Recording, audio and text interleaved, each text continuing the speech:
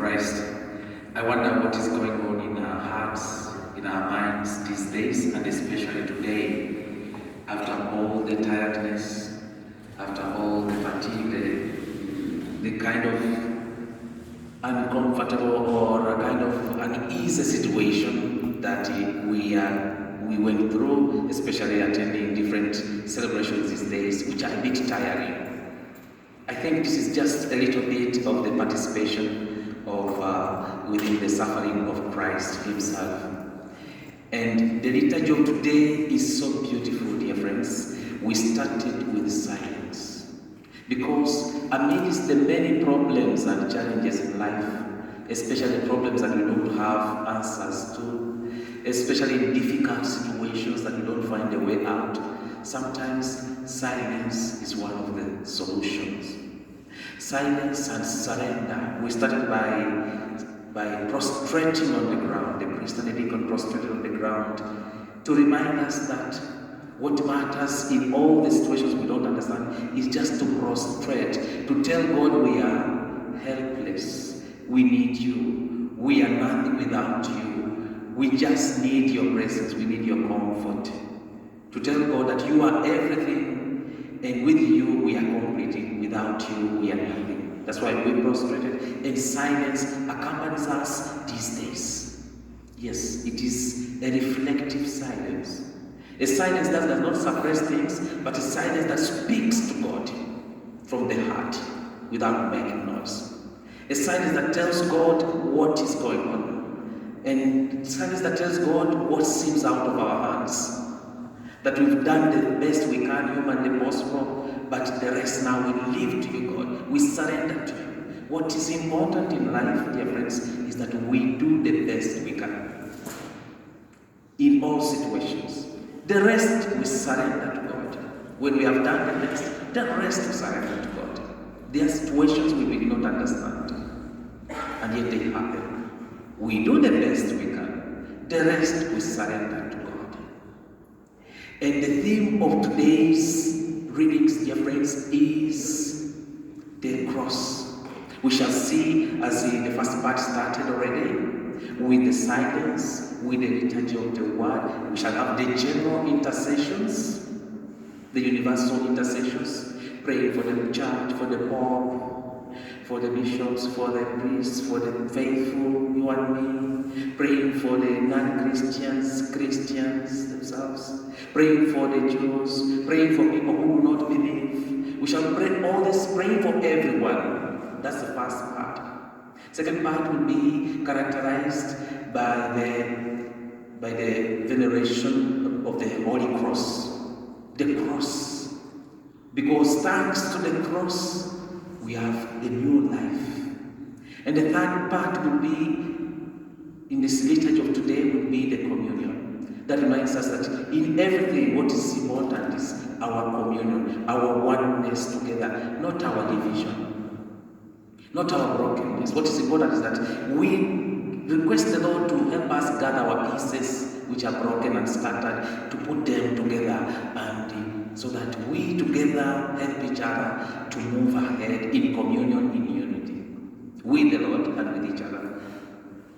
And so we see from the first reading of Prophet Isaiah, a beautiful song of the suffering servant, a prophet who foretells Christ, who will come and will not open his mouth. Christ will come and he will accept everything that will happen to him out of love. If Christ accepted the suffering, it was out of love. If a parent accepts the suffering in the family, it's out of love for the children. If a wife accepts the suffering, it's out of love for the husband. If a husband accepts suffering, it's out of love for the wife. Whatever we have to understand is suffering and painful moments are part and parcel of life. We have to embrace them. Even psychologists tell us that if anybody is in depression or any problem, he has to face this problem. He has to face the situation. We cannot run from the situation. That's why we are facing the cross. Christ offers himself, accepts suffering out of love. accept suffering so that we who had merited death forever are reconciled and merit life forever with Christ, but never alone. So he willingly embraces the cross and is ready to go through everything so that the mission of the Father towards saving you and me is accomplished. What is on the cross? What is on the cross? When we look at the cross, what is on the cross? In the cross we see shame. In the cross we see nakedness. In the cross we see pains, those big nails, Roman nails that entered the flesh. In the cross we see humiliation. How many times even we are humiliated? How many times we go through pains? Yet the Lord says we have to look at the cross. Jesus himself went to the cross when he did not do anything wrong. We know very well the context is that the cross was for criminals, people who had done something wrong, and they had to be put to public shame. They were put in public places, in strategic places, so that whoever passes laughs at them, mocks at them, spits on them, does all kinds of mockery to them, to make them feel bad, and as an example for others not to do wrong. Then we see Jesus going through the same painful situation on the cross. The cross, what it is.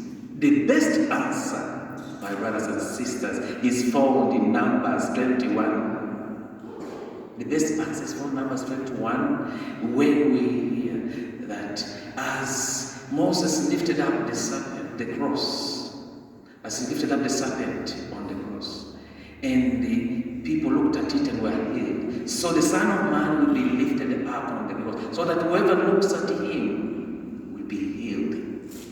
Do we look at the cross? The context of Moses lifting the cross with a snake was because Israel, the people of God, when they had been saved and they've seen the powerful hand of God in Egypt and they have been freed from slavery, they forgot so fast the wonders that God did to them. And so they started making, when on the way to their desert towards the promised land, they started forgetting the Lord. And what did they do? They started making idols. They started praying to their idols and forgot the powerful God who had shown them his presence, his powerful presence. And so God sent the snakes and they were starting biting them and people were dying. Until they pleaded, they themselves came to senses and pleaded to Moses and said, please send the Lord to come and heal us from these snakes. They are biting us, they are poisonous. And Moses listens. Dear friends, many people will ask us to help and we are invited to listen. He listens and acts. Many people will request us for help and so that we can act. If Moses had not acted, these people would have continued to die. But he acted. He acted by pleading to God. The power of prayer, the power of intercession. My dear brother, my dear sister, your prayer, my prayer can storm the heavens as Moses' prayer was. We need to ask from God and through each other as Moses did. The people asked Moses, Moses asked to God. So in that case, God intervened. So the Son of Man will be lifted up on the cross at Calvary, and whoever looks at the cross is saved and is healed. Dear friends, in our brokenness, in our pains, in our sicknesses, in the moments that we don't understand, in our fragilities, do we look at the Lord? Do we look at the cross? Not to end on the cross, but to go beyond the cross. The Lord who did this out of love. Do we look at the cross and pray? This is what happens, and the people pray, and then we see there is healing from the pains of the cross. Now the cross, which was a symbol of shame, becomes healing. The serpent, which was killing people, begins healing, because whoever looked at the cross was able to receive healing.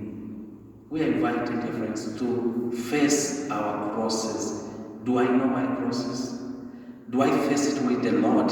If I face it with the Lord, The beautiful thing is what we have heard in the second reading is that we have a high priest who knows how to feel with us. We have Christ who knows how to feel with us. He knows what we go through and is there to intercede for us. Let's keep calling on Him. Let's keep knocking on Him. And we see at the end of it all, we hear the famous cry, I thirst. This is what Jesus says, I thirst. There are many beautiful prayers. Father, into your hands I commend my spirit. A beautiful psalm that was sung by our brother Amani, God bless him, and all the choir, all of you. Into your hands I commend my spirit. When we have done the best we can, the rest is to commend our life, our spirit in the hands of the Lord. But I thirst. And who is to give this Christ who cries out, I thirst? Is the soldier who was hitting him. Is the same soldier who was beating Jesus who give him, to soak him up with something to quench the thirst. Dear friends, there are many people who are crying today in the world. I thirst. I am hungry. I have no clothes. I am feeling cold. Whatever we do to the rest of our brothers and sisters, we do for the Lord. Let's pray, dear friends, in this moment, thanking God for the cross. It's because it is from the cross that Jesus died, and it's from His death that we have new life. It is from the cross that blood came out. Blood is a symbol of life. It's from the cross that He breathed out the Spirit. That breath which was present in creation is present in the new creation at the cross when Jesus breathed out His last, and that breath reaches you and me wherever we are, and we are a new life thanks to Christ. We who had merited death forever, we have new life with Christ forever thanks to the cross.